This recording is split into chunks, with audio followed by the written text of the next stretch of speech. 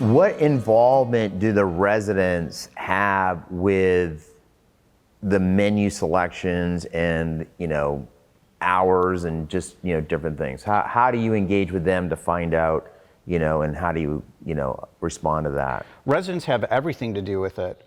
We include residents in food groups that take place monthly for the different kitchens so that they are able to provide feedback on specials that we've run. We run daily specials as well. We can get feedback on trends. Little funny story is about 10 years ago, we tried lettuce wraps at one of the restaurants. Right. No one liked it. It was when PF Chang was really big. So we wanted to try lettuce wraps and see what the reaction was. Only sold like 3. Right. Last week we had lettuce wraps on the menu again and we sold 100. So we were just a little bit ahead of our time. Right. So we're able to throw those in and really watch the patterns, talk to the residents, get those trends, right, and really start developing and expanding people's palates. One thing that came to my mind when you said that story, because it kind of goes to show you what goes on in this industry and what's happening.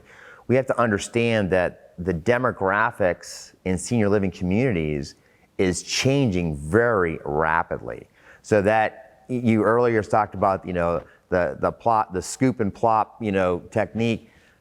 It's still happening in some skilled nursing, but for the most part, the younger demographics of, say, the baby boomers, people in their 60s and 70s, they won't eat like that. And so now the opportunity for food and beverage professionals is to rise to that occasion and get creative and show them things that are coming from other, industry partners that are out there in hospitality. Right, as we've grown throughout our strategic plan here at John Knox, as I mentioned, we had the 4 restaurants to start with.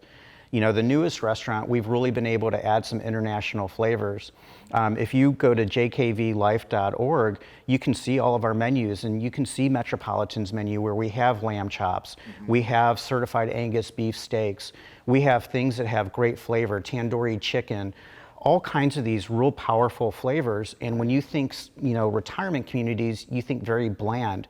That's not the case anymore. Right. It's all about variety, trying to keep some things middle of the road, because of course we have those residents that say the chicken noodle soup is too salty. Mm-hmm. At the same time, their guests may say it's not bland. Salty enough, it's too bland. Right.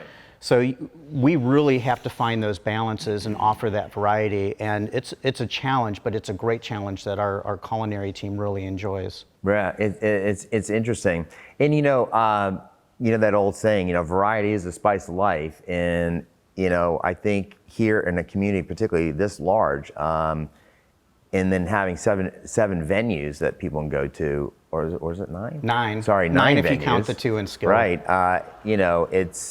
It must be really nice for the residents to be able to experience all these different types of cuisines. Absolutely. They really, for the majority, they really enjoy that variety. And what our biggest challenge is, we're spread out through our campus. Many communities have their restaurants all together.